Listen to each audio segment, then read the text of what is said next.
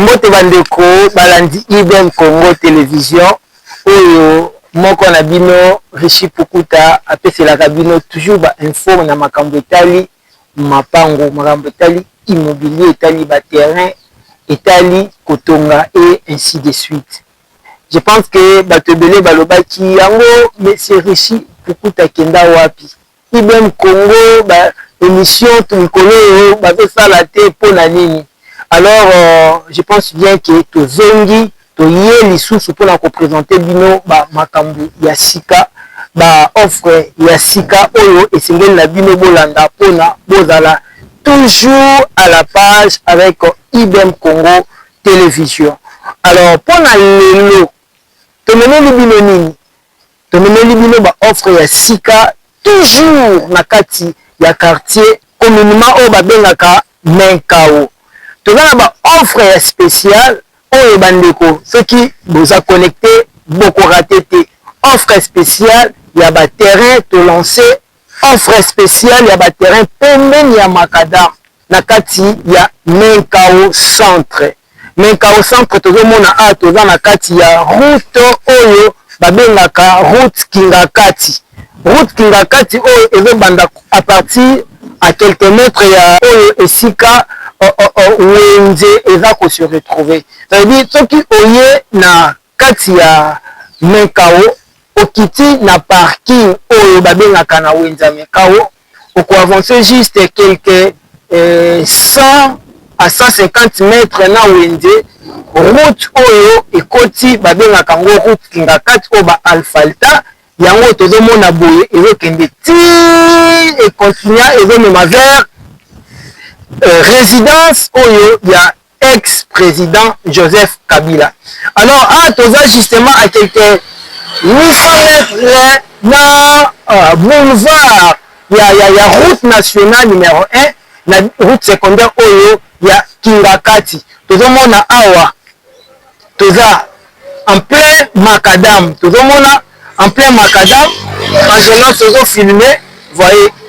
De présenter offre ya Sikao et va se retrouver justement tout proche ya Makadam, accessibilité kitoko. Donc tozomona na biso terrain na biso yango oyo awa na ngambu ya droite tozo tende to comme jusqu'à là où tozo présenter ba terrain oyo eza disponible pour le moment.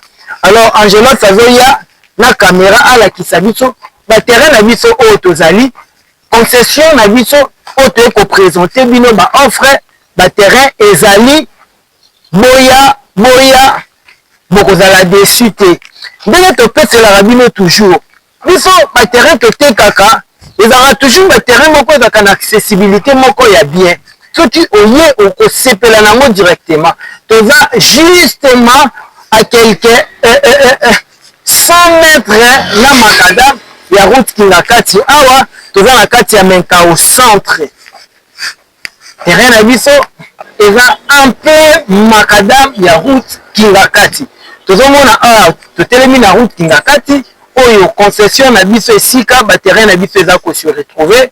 Alors tozokende to présenter bino esika ba terrain oyo eza disponible bomona et puis bokozala jamais déçu. Allez Angélance tokoti tolakisa bango awa toza na kati ya concession na biso eza en plein macadam tozomona déjà ba voisin ba clôtura une grande concession industrielle eza na projet ya construction ya marché. Alors biso toza na elle ya droite concession na biso yango oyo tozofongola déjà parce que tobandi déjà misala ya morcellement tozokota na kati ya terrain na biso awa toza déjà na kati ya grande concession na biso po ba terrain ezali tozoteka moni tokomi na kati ya concession na biso esika ba terrain ezali tozomona oyo wapi misala tozobanda déjà kosala awa toza na avenue ya plus de 8 mètres. Ouais, toza na avenue principale ya plus de 8 mètres oyo tomoni ba mama na biso to na ndenga makadam kuna baza kofongola yango. Voyez, toza na route principale na biso awa oyo toza kofongola.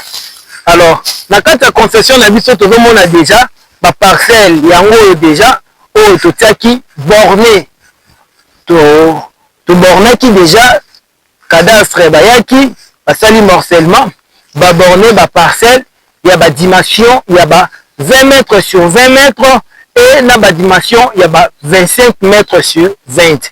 Alors tozomona makadami yango liboso awa, donc concession na biso bandi justement partir ya makadam, mais ba terrain est disponible, c'est juste à quelques 100 mètres na makadam, ba terrain est disponible pour le moment parce qu'il y a liboso et qu'il déjà. Alors tozomona ba terrain de la lobaki ke est déjà morcelé, est déjà cadastré, ba terrain na biso est na eloko oyo yo okomonela pas cité. Les terrains sont cadastrés, bornés et en même temps déjà structurés. Yo tango okoya okuta déjà terrain balakisi yo lupangu na yo bandi ko banda awa. Ti wana lupangu na yo bandi ko banda awa. Ti na borne wana. Oza lisu te na epilikalisio bakatela nga lupangu na nga non. Mapangu déjà tokata tokabola déjà na ba dimension oyo esengeli na moto nyonso. Alors, tu as 20 mètres sur 20, tu as 20 mètres sur 25. Nous tous encore le bas, monsieur Rishi, bon, en fait, 20 mètres sur 20, tu mettais combien? 25 mètres sur 20, tu mettais combien? 20 mètres sur 20, tu mettais en gros, na $2500 et 25 mètres sur 20, tu mettais en gros, na $3000. 20 mètres sur 20, na 2500 et 25 mètres sur 20, tu mettais en gros, na $3000.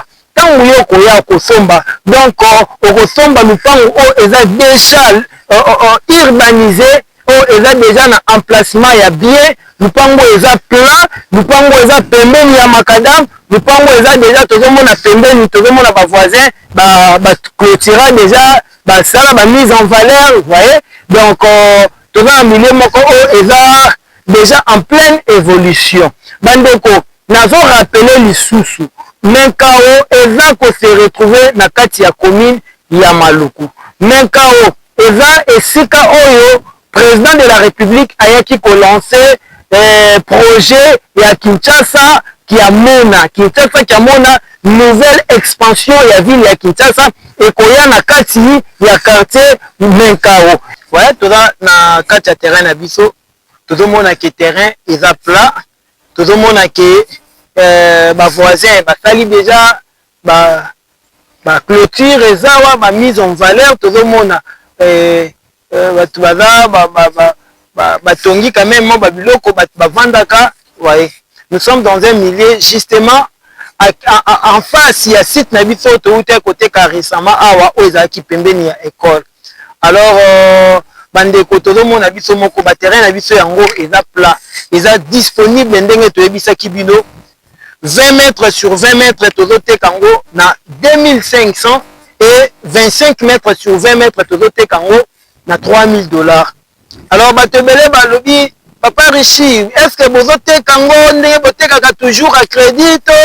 Cette fois-ci crédit ezate bandeko toyebi passe na bino, toyebi ke kozwa mbongo na mbala moko ezaka facilité yango wana totielaka bino toujours système ya crédit. Alors par rapport à crédit à tout tokozala toujours la même modalité na ba vente nyoso touti kotala tout récemment awa toza toujours na système ya une année ya paiement. Tozo pesa la bino toujours ndenge to pesa la kabino o pesa mo ndambu pour que on sentir kilo ya mbongo ya lopango te avec une affaire ya une année ozo futa muke pesuka nango okomi na lupango na yo ya mobimba. Alors par rapport ya modalité toza ndenge kaka topesaka na parcelle ya 20 mètres sur 20 mètres o eza na prix ya $2500 mutakopesa 25% ya $2500 o ezali $625. On paie $625 comme premier à compte et puis chaque mois au Kobanda Kopetaka $170. ndenge tozalaka toujours opesi premier à compte il y a $625 ou eza 25% ya 2500 et puis chaque mois okopesa $170 ti une année okokisa mbongo na yo nyonso ozwa lopango na yo. Alors pour la moto yo azana oyo besoin kozwa 25 mètres sur 20 o ezana $3000. On calcule 25 mètres sur 20 o ezana $3000. On calcule 25%, il y a $3000 ou il y a $750. $750 on paie ça comme premier à compte et puis le reste on va calculer en haut pendant les 11 mois au etikali ti aussi lisa mbongo na yo. Ce qui déjà au calculer, je n'avais pas sabino possibilité à calculer, vous en a $3000 moins $750 au pesa comme premier raconte au tikala na $2250 ce qu'on divise on a 11 mois au etikali donc au kozana une affaire il y a $204 au tokoki ko arrondir yango $200 le mois. Ça veut dire au kobanda ko pesa $200 le mois et puis ba mike kotikala na dernier mois au combler yango. Donc ba terrain na biso eza cadastré. Mutabio na Kinshasa wana bozoteka na mikanda nini awa biso tozoteka ba terrain eza déjà cadastré eza borné eza loti, vous voyez. Donc morcellement na biso salami malamu et que ata 1 mètre mon côté ekozanga na ba mètre na yo. So bien photo mesurer soko ye okomona ngo eza exactement o ya 20 sur 20 eza 20 o eza 25 mètres sur 20 mètres eza exactement ndenge tozolobela yango ata 1 mètre mon côté kozanga, voyez. Alors moto yo azana besoin ko contacter biso. Je pense que bandeko ebele bazaka déjà connecté bayebi bureau na biso esika ezali bayebi ndenge nini ba procédure na biso ezalaka bayebi ndenge nini makambo na biso elekaka. Moto azana besoin ya terrain, moto azana besoin asomba. Alors procédure ezake okotinda mutu na bureau na biso ou soit tsoko za na kini yo moko ye na bureau na biso eza na Willery justement après rond-point Willery na croisement Willery na avenue Dodoma. Croisement Willery et avenue Dodoma na ngambu ya commune ya Kinshasa okomona galerie moko ya rouge jaune o babengaka galerie Lumengo. Toza na deuxième niveau, toza na local 204. Soki oye okokuta biso okokuta baja na biso ya bureau bako recevoir yo boko solola et puis bako programmer yo. Alors condition to procédure ya koya pona ko entamer ba service na biso ezake oko préparer juste $25 ya pamba. $25 wana eza lokola frais ya ouverture ya dossier eza lokola frais administratif. Soki oye opesi $25 wana na $25 wana toko fongolela yo dossier administratif na yo na niveau ya bureau na biso. En même temps $25 wana pe kaka ezopesa yo ndingisa ya kokita terrain ya ko visiter ba parcelle ya ko visiter selon le programme auto fixé chaque semaine ndenge to kitaka. Mais descente wana yo ko futa lisusu le côté descente wana to ko zwa yango en charge yo ko bakite le côté justement na $25 na yo ya ouverture ya dossier transport ya yo to ya mutu na yo o akoya ko visiter eza na kati aller et retour. Donc to pesaka possibilité ya batu koya ko visiter chaque vendredi tozalaka na descente sur terrain mutu na yo o aye apesi $25 afongoli dossier ou yo moko soki oye boza na droit ya kokita terrain les mêmes la même semaine régulièrement ba vendredi to kiti to visiter transport déplacement aller-retour eza na charge ya entreprise IBM Sarlu. Alors toza na kati ya terrain na biso tozomona terrain eza bien eza plat vraiment ta yango yo ya koya kozwa ba terrain na bino boloba te toyebaki te na kala to bande komona ngo musika bande ko musika eza te esika ezo développer awa toza na kati ya centre ville toza na kati ya capitale menkao eza bandundu te menkao eza mboka te menkao eza Kinshasa toza na kati ya Kinshasa menkao ese ko se retrouver na kati ya commune ya Maluku bato ebele bazalaka na ba confusion bamiso menkao eza na mai ndombe menkao eza bandundu eza bateke eza certes nous sommes dans la commune de Maluku quartier Menkao Menkao eza à 1 heure du temps il y a centre-ville à 45 minutes il y a aéroport international d'Njili. Alors moto azana na centre-ville lokola limité po ya awa azana 1 heure du temps po koma Menkao. Moto azana aéroport international ya Njili po ya akoma awa azana 45 minutes ya ko rouler na mutuka. Vraiment nazo conseiller bino boya voyez ba terrain na biso ezali disponible pour Nabino. Boya, crédit à une année. Tozote ka lopango ya Nyongo. Yo muto lobingai nazwaka salaire à malongate. Salaire à malongate, ça $70 au Kolongo là chaque mois et permettre yo oko makolo lopango.